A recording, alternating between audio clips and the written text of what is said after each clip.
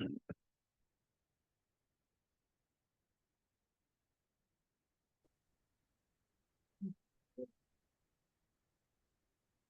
good morning, everyone. For those of you who don't know me, my name is Jerry Turner.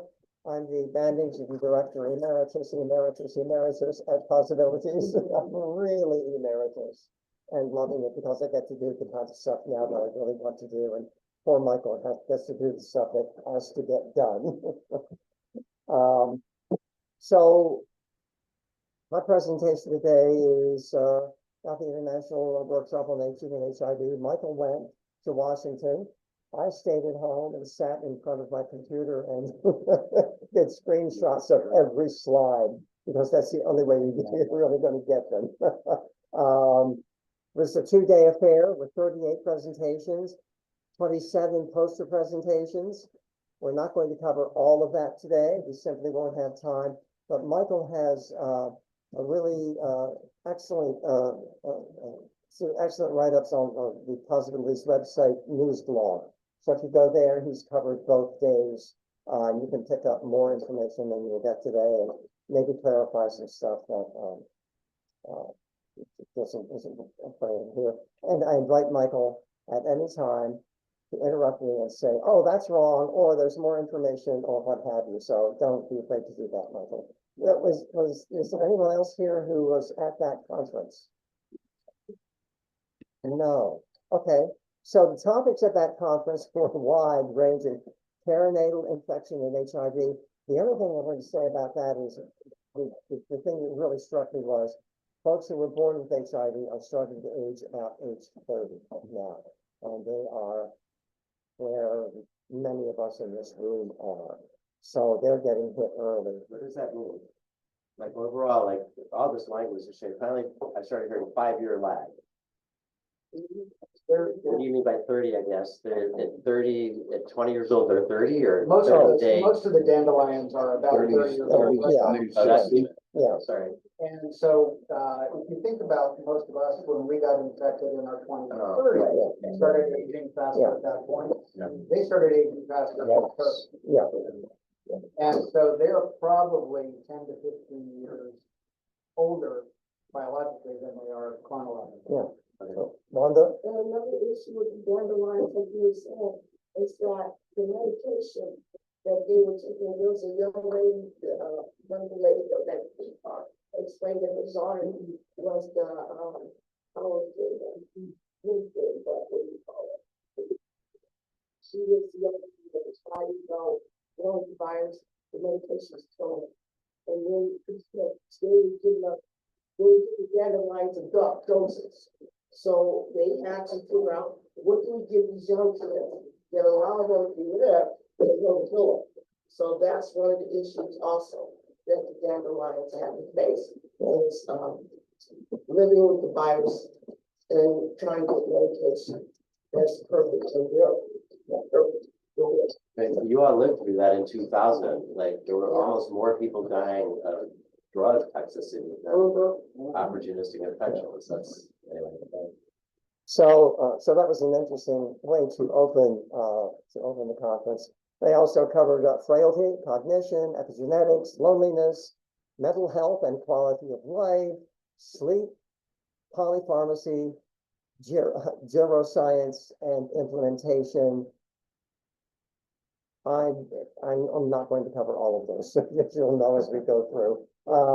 But I will start with implementation science, which is interesting because there's a person in this room who's becoming known at conferences for standing up and looking at a researcher and saying, well, so what? How does this affect me?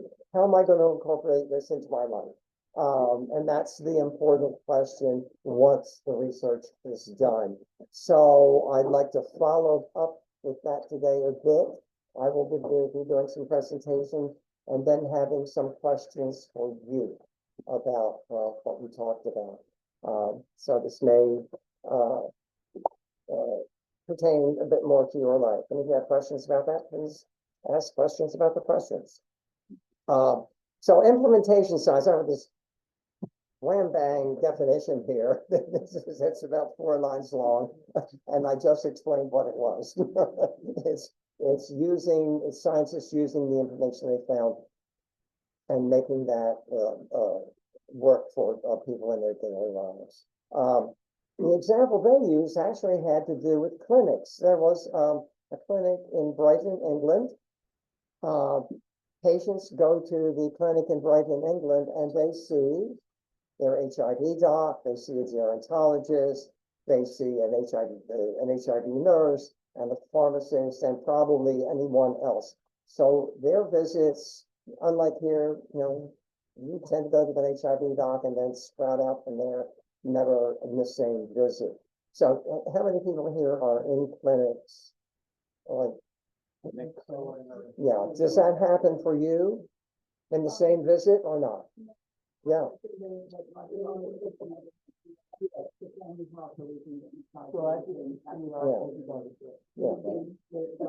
yeah, but not in one visit, so. I thought it was a great idea, and maybe we need to take to the streets and get our old protest signs. That was the model Dr. Matthews had when I was there in the nineties, whole 90s. We had a pulmonologist from one day a week, Jack in one day a week, Durham in there, oncology, there was so much cancer in the 90s. We really did that, it's kind of dissolved somehow. Yeah. Go backwards. Wonderful. And aside from England West talking, they're one of those, they're gonna be Yeah. 95. That's good. That's good. There, we have to go back to the old school, and that's the valid, everything is done. And so no one is wrong. And they're gonna be one of those, one of the few things that we should be fighting. That's true, yeah. That's great. One of the things that's worth understanding about that is they test every HIV patient for frailty. And that's the starting point. If you're pre-frail or not frail, they'll send you through normal treatment and continue to monitor you. If you show signs of frailty, then they put you into what they call the silver clinic, which is an hour-long visit every time you go. It's guided by the HIV physicians. And then they have a gerontologist, they have pharmacists, they have all of the specialties that are appropriate for a person aging with HIV, with frailty as issues. Who is this, Michael? This is at Brighton, one of the hospitals in Brighton in the UK, on the National Health Service. There's a slide in the blog that shows the process for this. But it's a different way of thinking about full person treatment for those who really need it. One of the things that I committed to there is I'm going to be taking that to the HIV planning group here in San Diego as a model that we use to rethink how we do medical case management for people with HIV. I think, it would be a good idea to take it to every clinic and see, see what happens. Or what doesn't I happen. don't think there's a comprehensive list of the clinics, we'll talk about that later. No, yeah. The big headers, Hamilton Yeah. Health Center, UCSD, so. So Michael brought up frailty, so on page 2 here, yes, Wanda. I'm sorry? Just had a quick comment. When originally, when Dr. Matthews started the Owen Clinic, not way back when, and everything was always done in one place because there was no other place to go. And so he was the first person to incorporate all that together. But today, I think part of the reason that we don't have it all done at one time in one place is because of the insurance differences and the different needs. And there's a lot more specialty needs which aren't always available in one place. So it's kind of a little different in the English model. But an interesting model nonetheless. Yeah. So on to frailty. Pardon me if I just read this to you. Frailty refers to a state where an individual experiences significant decline in physical function, often characterized by weakness, slowness, weight loss, exhaustion, low physical activity. The Reprieve study has actually come up with some numbers on these. The Reprieve study was mostly men, and 41% were white non-Hispanic. So maybe a little skew there somewhere. but numbers probably are still interesting. They all are in 22 to 28% with, weakness, exhaustion, hypertension, lipidemia, depression, and then 10% of folks with diabetes, 6% with CVD, and 33% percent of the people who are pre-frail. Pre-frailty is that stage where you're exhibiting a few of these conditions, and you're likely to go on. So, has anyone here been diagnosed with frailty or pre-frailty? Or do you think you are? I mean, you can look at your own life and kind of figure this out. If you think you are, it's time to talk to the doc, because there are things that can be done. Yes. To challenge, to get some of those things done. Just like we look on the top of this, we study. Yes, Food is study, but it's not. that's true. Yeah. So, Well, no. Study now, and they first published only in men's results, but they have a ton of women's data that's slowly coming out. The women seem to have an increase. So it was a study on heart attack and stroke. And it seemed like the women had even higher than the men. Yeah. But they're not releasing Oh, it. yes, yeah. And that whole recruit study led to statins for all HIV patients. oh, no, I found out this week, last week, I don't know where I'm at, Lord. I found out that women's also have a higher rate, and that would be.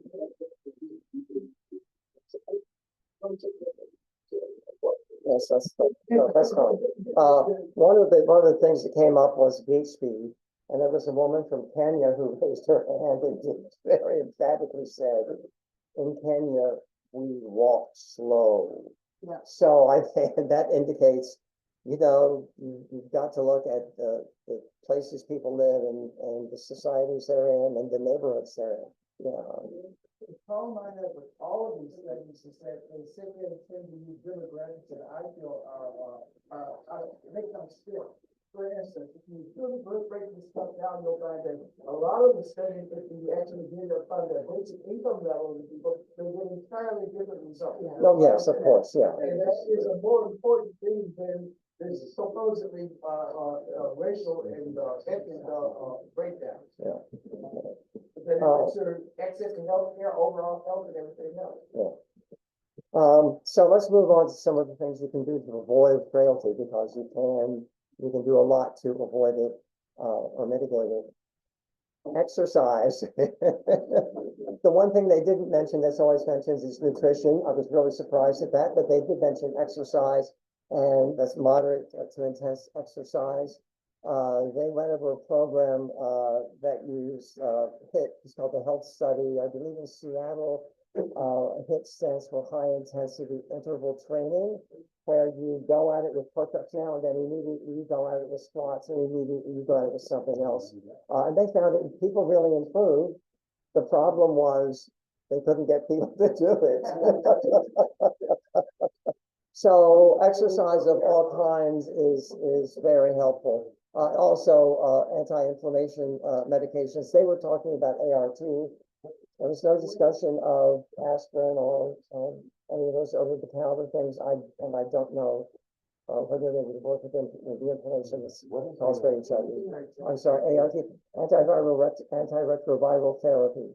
All those meds are on. Yeah, that's the ones they were talking about. Yeah.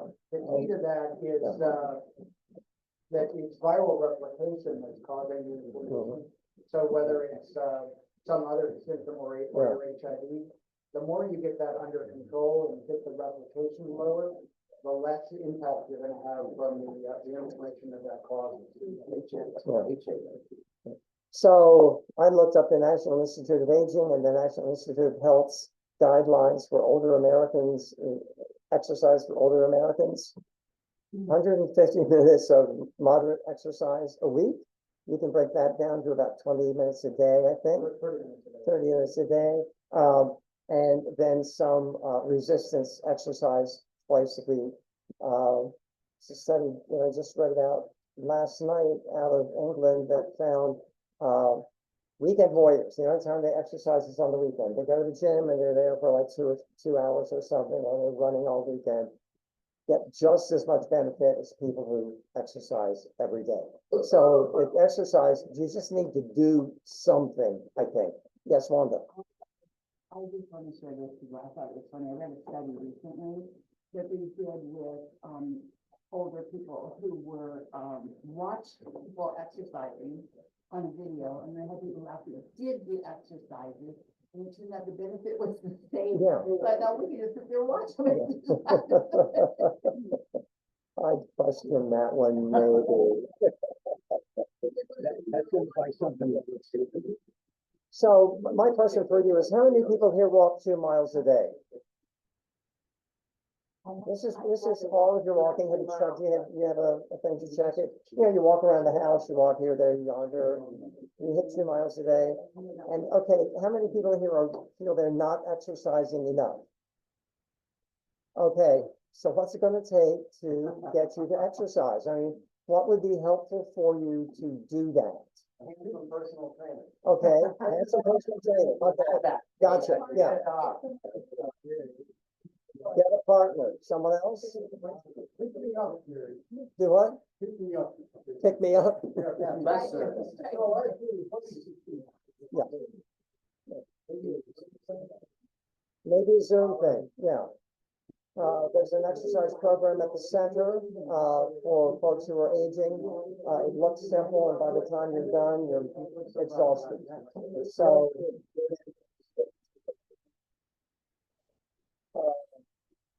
Also,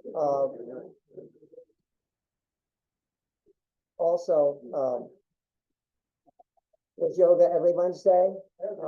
Every Wednesday, George DeBeers, what time is that yoga? 4:30 to 6. So there are ways to do it, and yoga is easy to get into. You can make it as easy or difficult as you want. As we age, resistance training is actually more important than cardio training. Because our muscle fibers change over time, and it's harder to get them, working and strengthened as we age. So you want to spend more time on, resistance and a little less time probably on cardio. Particularly for women also on the Yes. Is the yoga count as resistance? Yes, you do a lot. Yeah. Well, we got. Isometrics, okay. The one thing that I'll bring up before you leave trails. Mhm. There was a doctor who did a lot of, well, what are some of the ways of diagnosing frailty and identifying the propensity to become frail? And it turns out the biggest indicator is the CD4-CD8 ratio. Oh, yes. Any ratio under 1 or under 0.7 puts you at a significantly higher risk of frailty. And so those patients should be monitored more closely. And they were saying 30 years ago to put lean muscle on it. So, let's move on to cognition, my favorite topic. And I'll tell you why in a few minutes, when we're done with this. So there's some definitions I think they're important to, Jay. Here's a chair right here. Some definitions are important to know because we get confused when we talk about dementia and Alzheimer's disease and mild-cognitive impairment and blah, blah, blah, blah, blah. So dementia is a chronic condition. It's got to be really chronic condition that causes decline in mental abilities. And those things are like thinking, remembering, and reasoning. These things seem to happen to everyone as they age. As we get older, it becomes maybe a little more difficult to remember. That's, they say, normal age, and a word I hate, but that's just going to happen to us. When it becomes very serious, then you're headed into the area of dementia. Did they do any studies with supplements? Not that I know. I don't know. No, I don't know Not about in it. this, No. Yeah. Yeah. Well, that'll make you smart. Yeah. Well, that's one thing they did not bring up was marijuana and cognition. And there's a study now at UCSD looking at that connection. And, you know, they can find what they find. So they cited a Kaiser study that used patients' records, and they found that people living with HIV had a 58% higher rate of dementia. And all of those folks were on ART. So it's something I think we need to look at and take seriously. So what? Sorry to interrupt that. Yes, That whole concept is so depressing. Yeah. Yeah. Well, maybe they part of that sort of hypertension, like all these comorbidities, right? well, yes, yeah, we'll get to those in a second, yeah. So what was really good is not really the help. And so there's a push for finding the right screening test for the system in order to diagnose people earlier so that they can begin to treat. And then identify the cause of it, is obviously say, what are you gonna do? Now, Or is it kind of intentional, or you gonna control it, or is it just words? a lot of it's, Or anything reversible? if you have a BMI of 30, you're more at risk. But if your memory come after you got your way, it's like the so what, I don't know. Yeah, we'll get to this, we'll get to the so what with an announcement at the end, okay? What they did find, I've lost it now, Sorry. but, comorbidities, it was diabetes and hep C, hypertension, diabetes and hep C, may, affect cognitive decline, even if you are on ART. Loneliness affects cognitive decline. And there was a study that showed loneliness in people living with HIV was 39% higher than that in those living with HIV. So those social connections are really, really important. And if your social connection for the next 2 days is going to yoga at one time, that's also a social connection, because you're going to be around people and talk to them and meet to them and what have you. So there are all kinds of ways to increase your socialization. So do you have any questions about any of these studies other than, demographics? Is there like 1-800 number study? Yeah, I think you probably go online. Yeah. Okay, so. Yeah. He's done a better job of organizing it for the other group. Anything that you can do with this, Memory? Not that I know. So that You have to make sure that the doctor uses modern drugs to penetrate the brain. Yeah. That used to be another issue. and this will, But there's a lot of unknowns, so it keeps happening, but why? When they say inflammation, well, I guess we've got to give us more details about that. That's what The they're cause finding. is they had drugs about anti-inflammatories more than the AMT. Yeah. Yeah. but Yeah, it's really, keeping your viral load low, because it never stops replicating. No matter what. And there are social impacts, they talked about, resilience. Mhm. So they talked about individual resilience, the relationships you have directly with others, with other interpersonal resilience, the group kind of stuff you do like this. Yeah, And then they talk about community resilience, which is the broader community, having access and getting people involved in things. And they showed how much of a difference dealing with those interpersonal relationships had on loneliness and depression and what impact that had on therapy. So, I mean, there was a direct correlation in there to Yeah. getting involved and not sitting. that I like. And so it needs us not to spend a lot of money on basic science, like some kind of molecule. We're trying to identify like what in meditation leads to. Well, I mean, but just go do it. We already know. Or just let them ask questions. What possibilities are you doing to prevent isolation, right? The bike ride once a month, or walk in the park once a week, the movies, the food, the pizza night, what I miss, like. way more. Yeah, the key message of all is, it's not about drugs. Yeah, that's what I'm gonna say. Staying Right, active, yeah. staying active, watching. Yeah. So Now, we have some questions here.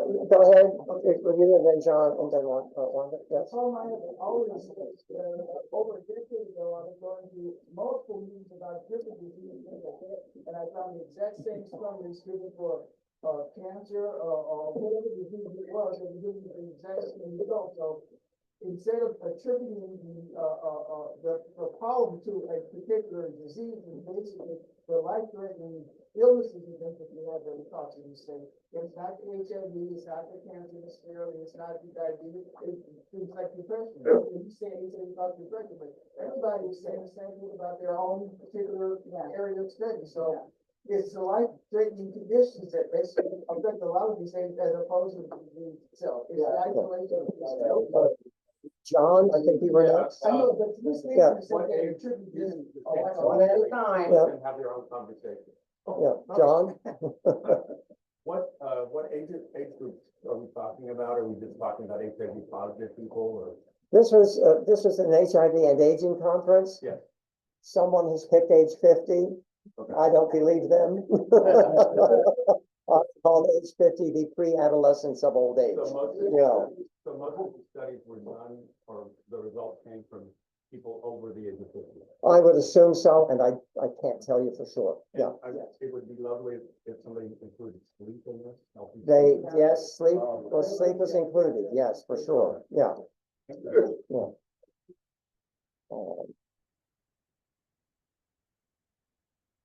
So did we beat cognition to death yet or not?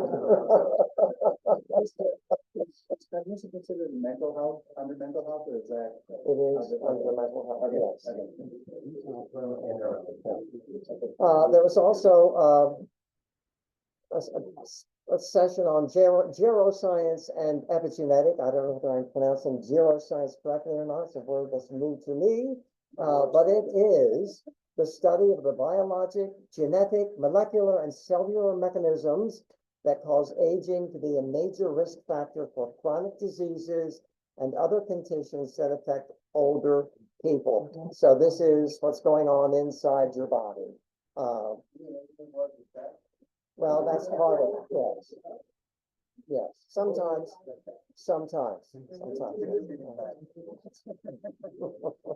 Little more than that, what physical changes take place within the body. Yeah. Some of it's genetics, telomere length, and those kinds of things, you sort of that. Can you identify that when you measure it and correct it or not? That's really what that science branch is all about. Yeah. In that session too, they talk about epigenetics, which is a study of how environmental factors and aging can cause gene expression without altering the DNA sequence. That's a mouthful. So those are changes that happen in your DNA that lead to aging. And along with this, of course, comes biological age, which is everyone's favorite topic once you're 50. So biological age is a measure of how old your cells are. Chronological age is how many years have you been on the planet since you were born? So there's a difference between those two things. The question they came up with when they were talking about this was, can genetic engineering reverse or halt the effects of biological aging? So that's a very interesting question, and I have a feeling in the next 5 or 10 years, we're going to find out something about that, for sure. That word is alive. Yeah. Also means that what the outside has Yes, other effects on our DNA. And we gotta pay attention to plastic, Yeah. the cesium that's still coming from people born, blah, blah, blah. Yeah. You know, clean environment, Yeah. clean emotions, because if our cortisol gets set high, causes inflammation, aging faster. Anyway, so, this is what we said, in some ways, quit looking at the basic science, and back to this. Common sense, basically, healthy diet, exercise, environment, and things. Wanda? I think, you know, what I'm hearing here is like, it's wrong, study, Yes, and that's good, but I think what we're looking is that all of these focus groups that we're going to do in the study is to put it all together in a whole package. Oh, yes, Because what happens is we're not just, we're multifaceted. Yeah. Each one of us is completely unique and different based on our biological and our epigenetic knowledge. Basic science will never think. So differently basic than- science is Yeah. compartmentalizing you, and you're not completely, you're a multifaceted being. So you keep that in mind. right. Oh, that's a good point. You got to attack everything. Yeah. And there was another question here. I'm sorry, I don't know your name. Black jacket with D. You just turned around, yes. Oh, no. No? Yes, John. Well, Wanda's been waiting. Oh, I was gonna put that over my, we got it from our women's in the group about medication. And a lot of them said they're tired of that. And they're like, you know, it's like, doing something, you know, outside therapy, activities, remember, Jim? They were talking about they wanted to do things other than take medication. They were tired of being lethargic. You like, go in, you give me a bill, you tell me to come home, go home, take it for 90 days. I come back, you give me a bill, I go home, I take it for 90 days. What have they accomplished? So a lot of them want something out of therapy. I'm coming to therapy to get something. Why am I coming to therapy? That's how I want to act. I don't like that. You mental therapy? I need, Mental therapy? yes, yes, all, Mental health. all therapy doesn't mean you have to take a pill. No. No, And so that's what the lady was saying, that they were tired of fill out. Yep. Yeah. Alternative therapy. Thank you, something alternative, thank you. Whole body. Yeah. Full body. And I was just thinking back into it. yeah. John, I think you were having a question? Yes. You know, Sounding that way. I personally think that, you know, the same birds of a feather, so the company you keep, Yes. you know, I think these groups are really important, okay, because you usually leave with something that inspires you to, you know, get out of your seat and get involved, you know, the more involved you are, and there's nobody more inspiring to me than my good friend and my doctor, and, I mean, Dr. Capernaum has really been the one who kicked me in the pants, a lot in the behind there, and for the last almost 30 years, you know? And I don't think, you know, my mother is a big inspiration, because I had a stepmother too, and she used to call, my mother, they knew each other from high school, and, my mother set my father up. She would be on the phone with my stepmother, and then she'd get off and she says, oh, you know, I just keep talking to her. And all she said, we're so old, Pat. And my mother said, I don't feel old, and I don't want to talk about old, you know? So, you know, I said to her, Mom, if anybody asks you what your major life accomplishments are, you tell them, listen, I made it past 90. That's all you need to know. Okay, so, yeah, so at the end of that, yes, Okay, pill therapy, I understand pill fatigue, because I've got it in the thing, but that is nothing to do, in my opinion, to the actual outside things. For instance, to sit there and take the pill, that's the physical type thing, you have something wrong and you need to sit there and control it, but you also, and I'm guilty of not doing it, you also need to go outside and do activities in the day, like you were sitting there talking about exercise. I didn't think I did any, but I do know if I don't go to the gym at least 3 days a week, I don't feel good. Yeah. And so, but that's something that I don't do. I also didn't think I walk a lot, exercise. I bought a Fitbit and discovered that I do a lot of walking that I didn't sit there and realize. So there's things that you can do, but the pill therapy, I mean, I admit I have a lot of pill fatigue, and sometimes I will sit there and say, do I really need to take this one? I do know the ARTs I have to sit there and take, because that's going to affect my life, but some of the other medications I may skip it. okay, so keep that in mind because we'll be talking about polypharmacy here in a few minutes. So the one thing you might be interested in knowing is if you are HIV positive, aging with HIV, you can add 2 to 5 years to your biological age. I call that your HIV year, your HIV age. And if you want to have some fun, that was easy, just to add 2 to 5. That's pretty simple. If you want to have some fun, I found a formula so you can calculate your age in dog years. I'm 130 in dog years, so. You made it. Look, you gotta have some levity when we're talking about this heavy duty stuff. So we're on to polypharmacy now. Polypharmacy is defined if you're taking 5 drugs or more at the same time. So I'm on 13 for this, that, and the other. Okay, I have 13. Do I hear 14? You guys hear 14? 14? Going 14, gotta go 15. One pill. One pill, but how many medications?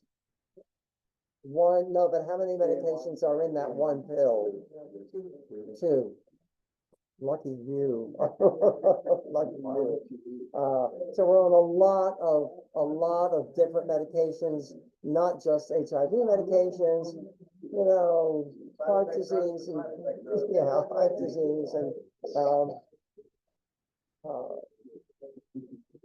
all kinds of stuff. So it's really, there's a move to de-prescribe, but that's really difficult to do when you have a medication you need to be on and it's, contraindicated for another medication. Can be a very complicated process, but it's probably one that's worth looking into, because one medication can affect another medication. There's food. I always think of grapefruit juice, which I love. And, when can I take that? If I wait 2 hours, can I have my grapefruit juice? I don't know. And there may be other foods as well. Wanda. I think it's super important to always look at the pharmacy for what reason, like, because they know what you can do. Yeah. And you need to ask them. Oh, yeah. Even if it's comorbidity, I have a doctor who prescribed something for me that had 1 tiny molecule of sulfur in it. Yeah. And I'm severely allergic, and like you're shocked because they thought, Yeah. doctors don't know what's in it. Yeah. But pharmacists do, and you need to talk to your pharmacist. Yes. Oh, yeah. And, every time I pick up my meds, I'm asked, do you want to talk to your pharmacist? Yeah. So if you have your questions ready, there's your opportunity right there, or you can just walk in off the I was street. just asking. Yeah. Is this an opportunity? Oh, sure. Yeah. John? So every time I go to the doctor's appointment or clinic or whatever, I get asked maybe 3 or 4 times what the meds are that I take. Yes. Now, do medical offices are the providers actually look at those medications and say, okay, there may be some interaction, or this guy's been taking these for 10 years, and so there may be some. So do they actually do that, or do we need to have a positive? Well, that's an interesting question, John, because I was sort of skimming over this morning, and I Googled drug interaction checker, and there are all kinds of these drug interaction checkers online. So I don't give advice, but if I did, it would be check the drug interaction checker and then take that to your physician. Yeah. Or your pharmacy? Or your pharmacist, yes. Yes. Yeah. Yeah. Yes. So I concur about the I have the same question you do. Yeah. Is it amplify the other? Yeah.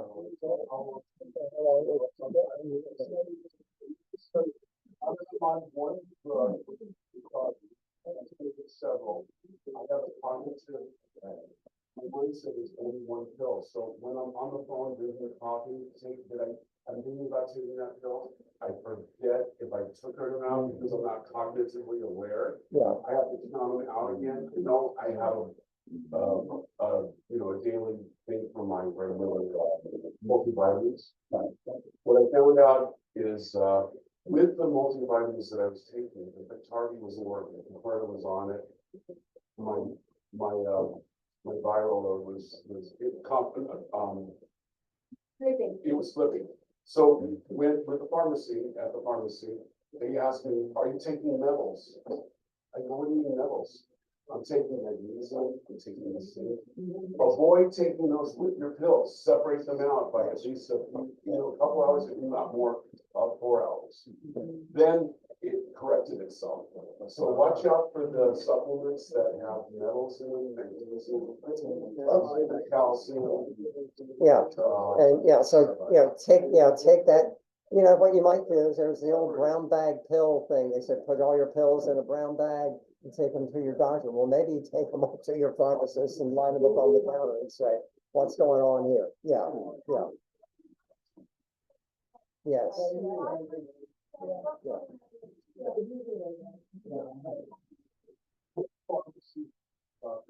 Oh, yeah.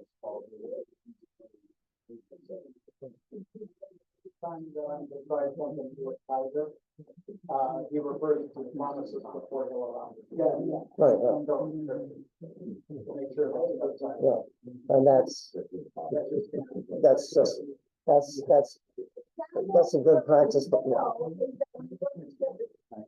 Patients act like, oh, do you have any prescription for the pharmacy? No. Oh, yeah. It's true.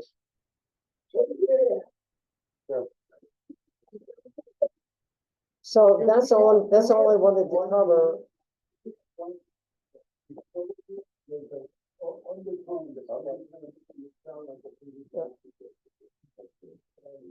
On table one over there, I'll pull you up because you never stop talking over there. Please, one meeting. So those are the topics that I wanted to cover today. Do you have any questions about anything? Yes, I'm sure you do. No, actually, for instance, I was on Fosamax for a while. There wasn't any side effect I had to say, but after a while, my doctor really said they told me that they don't recommend that you be on Fosamax over the period of time. So she said that those are which I still have the osteopenia, but she said they stopped it and they did something else. Things that had to do with that happened. And then someone said they say they were on one medication on. I'm not aware that they say ARP, they actually have one medication. No. They probably have to have multiple Yes. medications. So, but I don't think there's any single medication, there's only one drug. No, but the single pills are combination therapy, yes. Yeah. Yeah, I should remember now, though, in our day, it was actually three. John? Yeah, I heard a clip the other day about, if a doctor examines a 20-year-old, they've looked at all 20-year-olds. But if a doctor examines an 80-year-old, they've only looked at one 80-year-old. So what that means is that as we age and as we throw all this junk into ourselves and don't exercise or eat too much fat, our bodies have changed. So each 80-year-old doesn't represent what the other 80-year-old is. So there needs to be a vigilance on the part of the medical provider when they're dealing with seniors, so that they're looking at the conditions of the seniors and the medical history, the physical activity, the nutrition, the sleep factors. This all needs to be brought together as we look at seniors as healthcare providers. An example of this was when I asked my medication question was, I had heard, and it's very difficult for me with some doctors to go in the office and say, gee, doc, I heard that taking aspirin after 70 was not advised because the risk of internal bleeding is increased by even that little baby aspirin after 70, but up between 20 and 50, it's advised. So but I find it difficult when I go into the doctor's office and say, "Gee, Doc, I heard that I shouldn't be taking this aspirin, but I've yet to hear it from you," you know? And so, and then the doctor comes back and he says, "Well, did you hear that on the internet?" And I said, "Yeah, probably," Yeah. you know, or I heard it in Jerry's conference, you know? And that's the one, Jerry doesn't know anything, or the internet, you know, has all sorts of crazy stuff on it. So sometimes taking those suggestions into your position can be a difficult thing to do. But I want to get back to, we need to look at every 80-year-old, every 70-year-old differently. And say, what is your history? What is your current level of activity, and what is your current level of intake? And go from there. I just can't help but think of this one thing is that we all have more than one doctor, probably by that time as well. And it's up to us to make sure they talk to each other, or to make sure they're coordinating with each other. If we don't start that process, it sometimes doesn't happen. Dr. Clifford is really good at making sure that the other doctors are included, and that includes psychiatrists, therapists, everybody who's involved in your care. Because we do get more and more complicated as we age, right? So help out and do your part by advocating for yourself as well. Wherever you can. I know it can feel funny to challenge the doctor, but if you say it nice, most of the time they're gonna be okay with it, right? John, They're happy that you're involved in your care. If they won't listen, find a new doctor. Right. Right, I would say the doctor should welcome you as part of your care team and not just the object of it. Exactly. I need to change my doctors, is there like a yellow? No, but you can talk to this group. Yeah. Yeah. And here's the other thing you can do, if you're getting emails from Possibilities, we have a Google group. You can put a message out saying, I'm looking for a new doctor.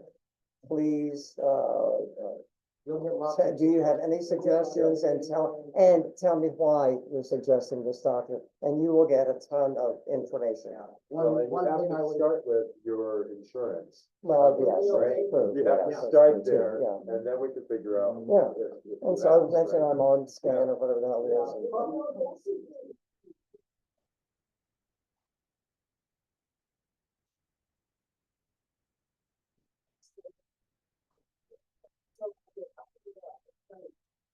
So HIV, I didn't know God, you didn't know me, but I told him I have HIV and I need an extra intern. Right now, I'm dying.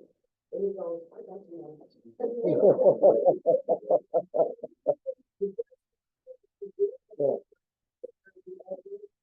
He celebrated 280. Mhm. Fighting with himself, I was non-detectable.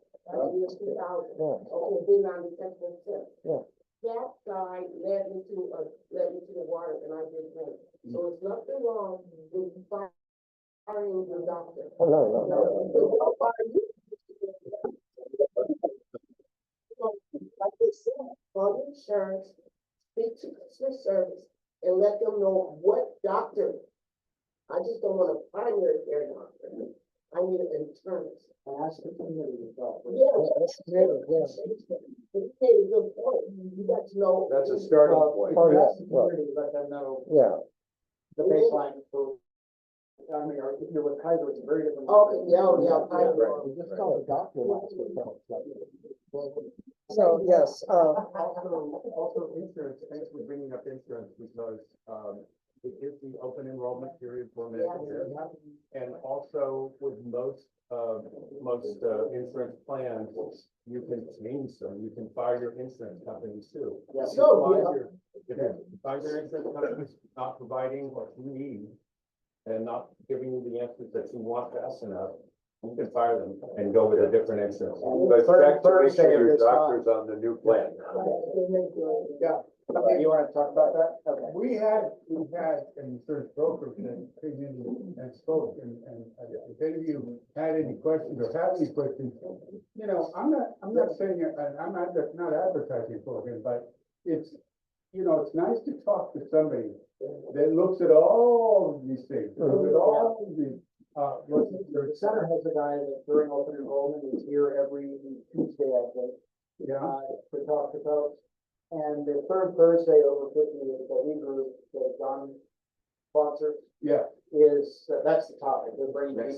John came to me asking for, you know, because his plan dropped strips, vice versa, whatever, but he needed a doctor, and, you know, I read Dr. Caperna again, only he's not here, but, he was working in UCSD, and he recommended, I went to the dermatologist at UCSD, and a doctor, I won't name because they're no longer with us, but, I said to Dr. Caperna, you know, he told me, I told him that my nose is just not getting better, you know, it just scabs and bleeds, scabs, and he told me, well, you know, you're just gonna have to understand that we're doing the best we can here, and, you just have to listen to your doctors. And I said, I don't know, I just felt like I was being lectured to by a teacher type thing, and he said, you know what, you don't have to listen, you don't have to do that. Let's find you another dermatologist. I went to the next dermatologist, she said, Dr. Kelly, and she said, can I do my own biopsy if you're like, I said, no, sure. Squamous cancer in my nose, and you know, that's only a short trip to the brain, you know? And I say, I wouldn't be here, I don't believe, because I eventually had like a whole new nose. I mean, that's how, you know, dramatic it was. And, you know, those are kind of the moments that are important. Dr. Caperna is the only doctor that ever said, I'm sorry for something, you know? Yeah, exactly. We're running close, we're running on the time here, and just a question back here. It's not a question, but I want to inform people that have heart conditions. I don't know how many do, but I know it's really retired. My brother-in-law has, received a coronary calcium test for, a CT scan. Very important. If you have anything like that, most doctors aren't issuing them. He was recommending everybody only use the 50 cycle needles, but also do it. I insisted to get one Dr. Caperna quoted. I think it's quoted to health, something, Thomas. But only is it that quoted and had it paid for completely covered. I had to do 75 out of pocket. I mean, what's 75 out of pocket? I'm still working at finding out with many. But it's completely covered with a friend of mine who was my place for explaining about it. I was blocked. I had a bed. It cleared it up. We cleared it up by knowing that these, you know, this is very important. You'll get a heart. My brother-in-law was rushed immediately into the ER to have a procedure, whatever it was, a stent or whatever, because he had a blockage. He was overweight. He was fit. What's the name of the test again? They call it a couple things. Coronary calcium scan. Would be one. It's a CT scan, and it's very easy to do. It's like you go in and they go, and like, what? It's done. You know, just walk right out. It's crazy, but it's very important to have in our community, especially because you just don't know what might be causing other issues. Okay, no, thanks for that. What was I going to Andrew? Oh, there goes the memory. That's true. Oh, that's right, it's going to Andrew.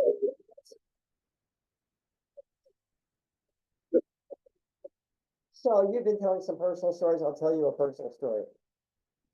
2 years ago, I was diagnosed with mild cognitive impairment, and I thought, oh, this is going to be downhill from this point on. I really need to get things in order, and I was managing possibilities at the time, doing a lot of stuff, and talked to Michael and said, talk to him about taking over. I was just getting things just all lined up. And then I found, I'm not trying to get my job back on anything, Michael,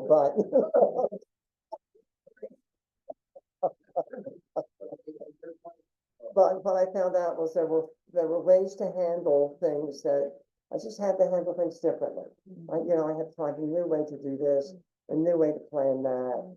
For example, if I had planned I'm planning an event in January on HIV and cognition, 2-part workshop. You get to come and work. It's really good for you. held on 2 Saturdays, half a day each Saturday. So I was able to do that, but I had to find a new way to make it happen. And the way I found was to say, okay, I'm a participant. Here's where I'm gonna park, here's where I'm gonna, here's how I'm gonna go into the building, this is what's needed here, this is what's needed there, what's going to get covered and how it goes. So I just had to find new ways of doing things. And that's part of what that workshop will be about.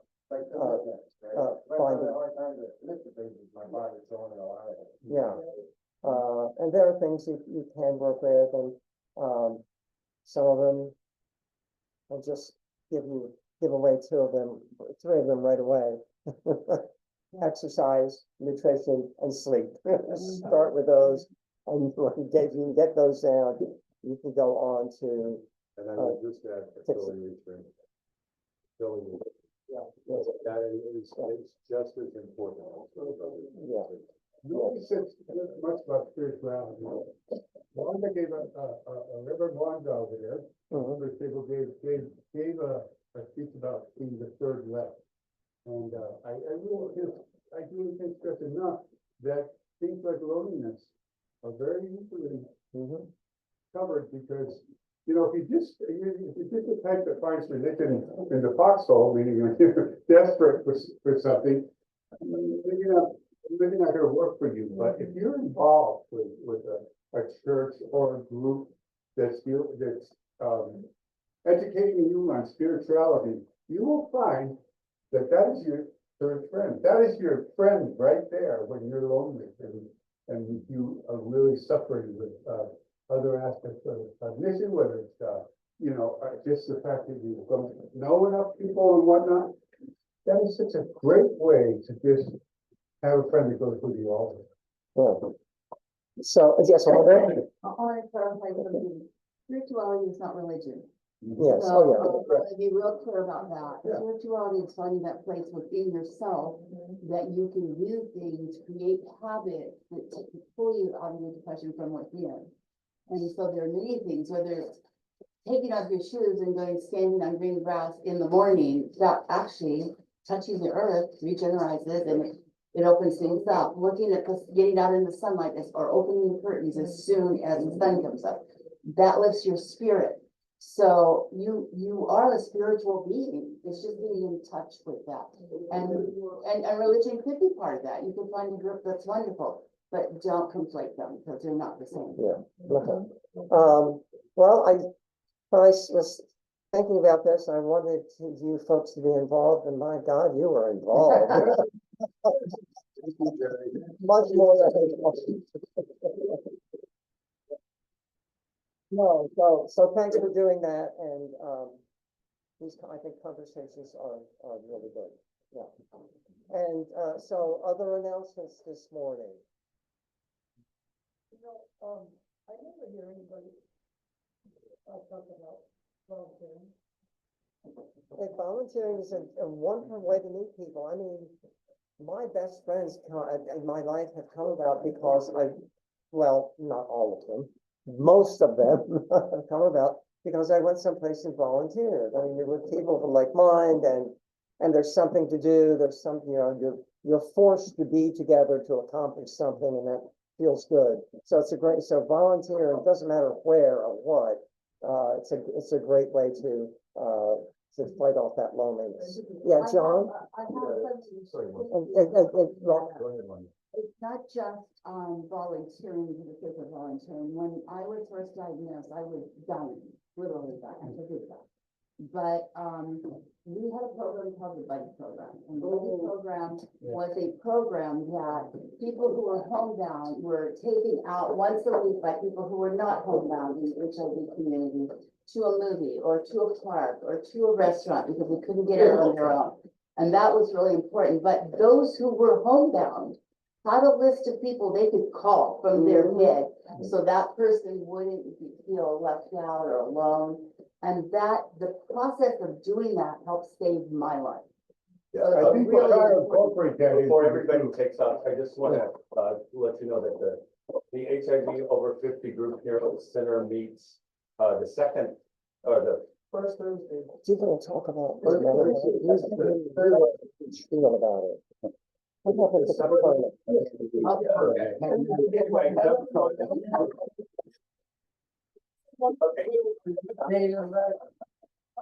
Yes, quickly. Yeah, it's, we're over time, so quickly, please. We also have an Eastwood artist, group that meets on Wednesday. Yes. Well, you're welcome to join. It's not the big building, but you know, doctors, you have to bring your own stuff. Yeah. It's not, you help support, it's more social, but you help support what you're doing, you want to help with your art, but you know, it's not a teaching class. Yeah. But Dr. Joe wants to actually get something done, right, John, with art. He wants to actually have a group to Yes. inspire people to do art. We're You gonna- know about that? Yeah, that's what I was gonna hit on a couple of those issues. Okay, He all right. gave me- Yeah. Okay. So let's say Jeremy, let's say Sherry, let's say Mike.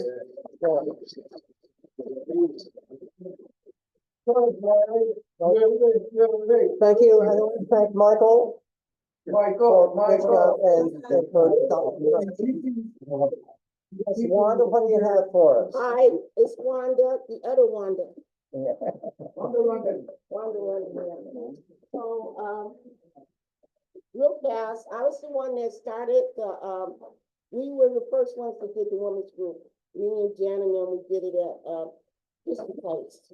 And so there's a couple of groups that are empty. We need meetings for a couple of them. Okay. I'm sorry, are you aware that we are doing a mental health study right now? With Dr. Joe? There is not enough, there is no research study on. No. Issues in mental health, and we're gonna basically, we have 4 groups set up. Mhm. Everything from Latin to African Americans to the arts, to,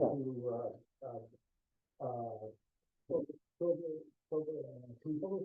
There's a lot of them, and you can get involved, and basically, the hope is that we start from the ground up. Basically, each group will give us their answers to 4 basic questions, and with that, they're able to bring up with a group of their own, people, what it is they feel are the ways or the importance of mental health. And then we will present them, they will present to us, the findings. And then we hope to present it to you. How do we sign up? Yeah, how about the sign? That's what we're here for. That's the fun of So, today. To tell you what you do not. You know what, first off, I have a talking stick. I have a talking stick. This is how I control my groups, okay? If you do not have the stick, guess what? You can't talk. No, seriously, I'm here today, let you know what groups we do have that are open. There are still some groups open, and I want, individuals to, let me know if they're interested in signing up for them. We need a leader for the plans one. And I need a date, this is one of the groups that are open. The Asian Pacific group is open. They need leaders. And what the leaders are, don't feel like these people. The leaders are someone that'll go in and work the groups and facilitate. Everything is given to you. Seriously, questions and everything. And as I told Gary, and we're gonna discuss that, we have the group's questions for you. I have them right here. Oh, thank you. Yeah, I love you. We have the group questions for you. So like on this one, that I just did, focus on mental health. All the questions are the same. We're consistent. They're gonna be all the questions in each group. What did you think of when you hear mental health? What do you think of Mike when you hear mental health? I'm close to it.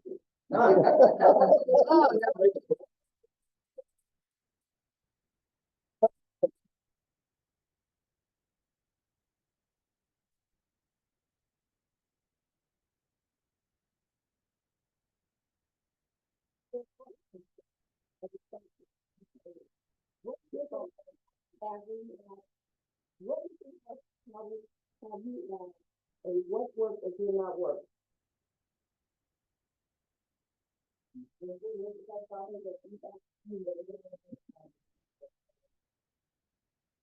What do you suggest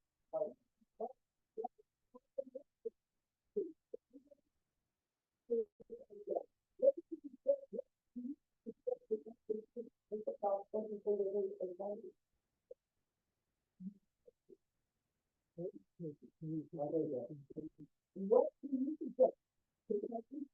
mental health and people who are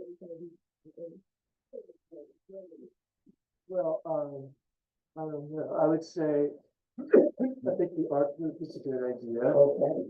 I think, talking with other people about it, the socialization, so. Well, what I just did, and that was good answer, some earlier work. This is just an example of what you do in your group, okay? You just ask the questions, the group is gonna start, there's a group of, videos that they see, the group is 2 hours. The first hour is education, talking about HIV, talking about mental health. I got 3 cute videos, I'm not gonna show them here today with you, but it's the brain, talking to the organ. Everything function together, and this is what mental health is about. Mental, Jan, give it to me. What? Mental health is, what? Mental wellness. There you go, that's what mental health is. It's mental, and I learned that by working with her. Yeah, there we go. And so that's what's gonna happen, and then in the second hour of your group, I don't have it out and I'm not gonna pull it out. We give those questions, they get, well, I'm trying to show them if they wanna be a leader, the questions they're gonna get. I don't want you to be scared, so I'm trying to make it, I'm trying to hear. I don't hear one. Huh? I don't hear. Okay. No, that's not right. Yeah. You're gonna be given a form of guided questions. There is nothing you have to do to be fearful as a facilitator. And guess what else? I will be there, me and my wand. Okay. So we be seeking people to help, participate, and like I said, I got 2 or 3 groups that are left open.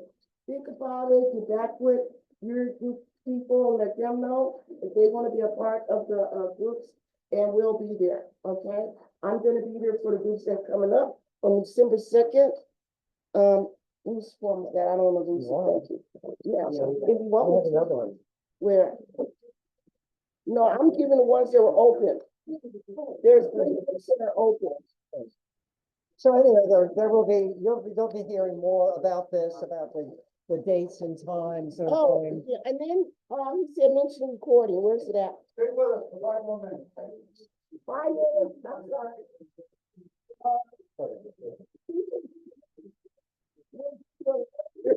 We'll facilitate group, we'll help you to grow. We're actually showing how to do this person. And this guy will be there, you need to join someone because I record everything. I record everything. Some of you got samples of the summary of the group that we just did. If you can't do it, we also know how to record it with a regular phone and transcribe to it to Google.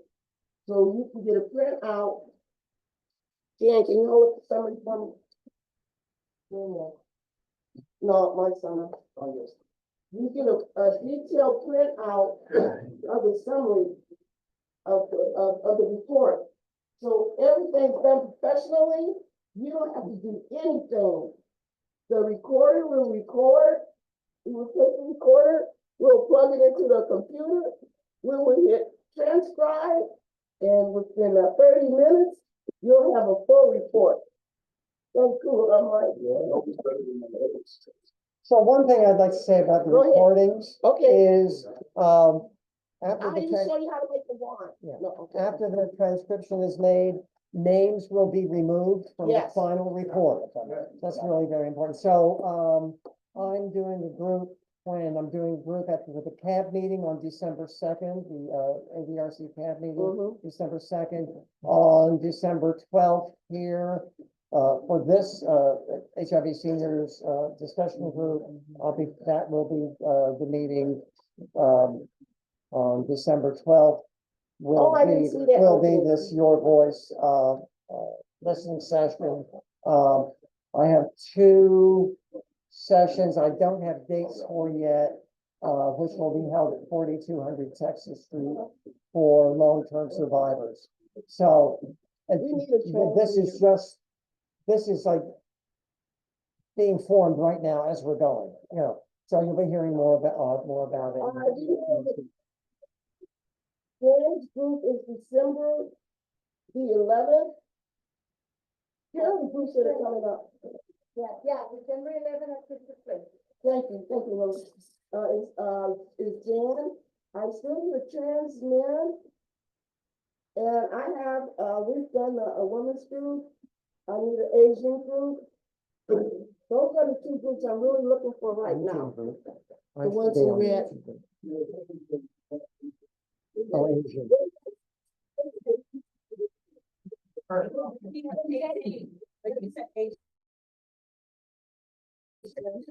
Okay, so, is there any questions, seriously? Because I'm trying to get to Balboa Park Dracula concert, but, questions or anything, and if I can help you on anything, you can always email me, my email is on the flyers. You can always email, I'm available to, answer any questions. Remember, your voice is gonna be. And what's the thing of the day?